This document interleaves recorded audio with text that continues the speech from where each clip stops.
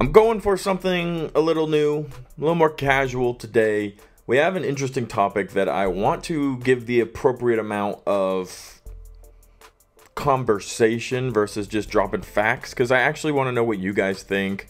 And I think on the channel overall, I'm kind of trying to head in a new direction where it's not just me talking to you guys about theories or what I heard, and we'll still be doing a lot of that, so you don't need to worry if that's something you really like, that setup. But I also want to throw in a little bit more face-to-face time, videos, and spend a little bit more time kind of hearing what you guys think and turn this more into a community forum versus just today on the Cosmic Culture channel we're going to be talking about all things. I want to take a chance to, you know, show my face.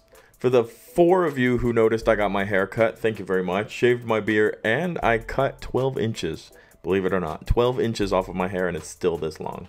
First time I had gotten a haircut since 2017. So some time has passed. It's 2023, so 5 years since I got my last haircut, and it's still super long. But anyway, we're casual, but we want to stay on topic. Today we're going to be talking about Kang, a very important character in the MCU right now. In fact, one of the most important characters maybe in the history of the MCU. Now, there are some pretty scary clouds around the actor for Kang, Jonathan Majors, which makes the fact that Kang is one of the most important characters in the history of Marvel pretty scary, especially with the rocky road that Marvel's been on as of recently.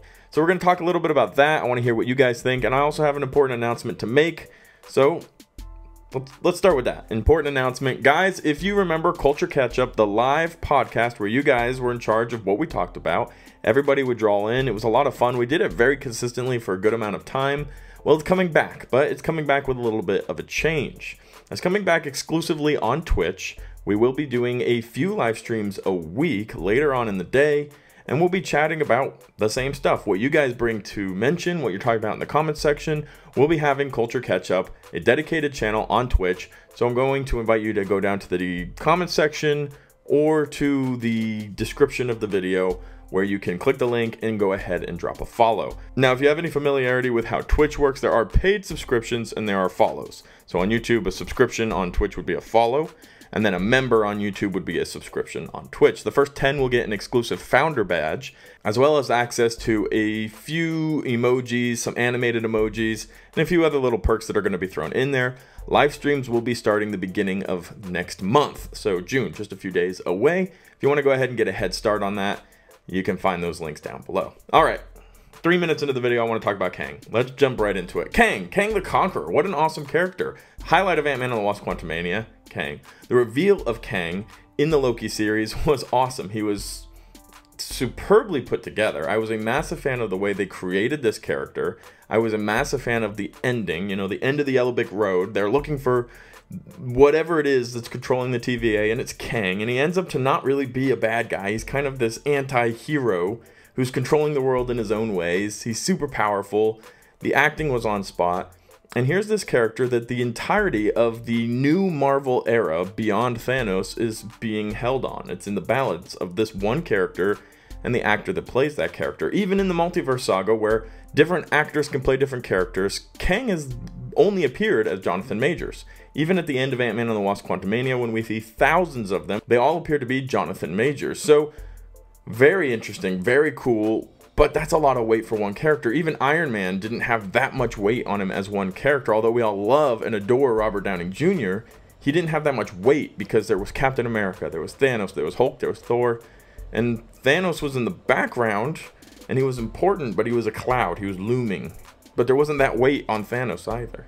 So the entirety of the multiverse saga, there's a movie way down the road called The Kang Dynasty, is all put on this character who we now know the actor is in a little bit of legal trouble. Now, to what extent, we don't know. He's still in trial and you're innocent until proven guilty, but Disney is already preparing the surefire way to get around this by potentially removing the actor, replacing the actor, or removing even the character. There are rumors that are going around that the character might be getting replaced in the MCU.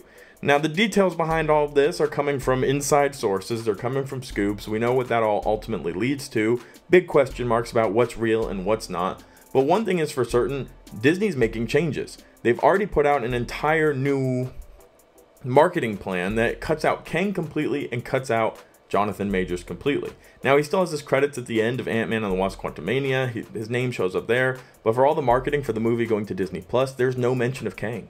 There's mention of a new threat, but they don't use the word Kang. They don't ever mention Jonathan Majors, who, again, given his performances, definitely deserves that mention and is something that people should be getting excited about. But it's not there because Disney doesn't know what's going to happen with this actor and with this character. Now, I don't think it's very likely at this point that Disney's going to say, you know what, we're going to move away from Kang. You know what, we're not going to do the whole Kang storyline. We're going to get rid of the Kang Dynasty movie. We're going to go a different direction. Because I think, although they probably didn't have everything cemented at the beginning of Phase 4, at this point they do. They know the direction they're headed. They know the end. And it would be a pretty crazy shakeup to be like, you know what, Kang isn't going to be the story anymore. Let's just have a massive cliffhanger of all the Kang stuff. Loki Season 2's got some reshoots going on. Who really knows what's going to happen? Is pretty crazy.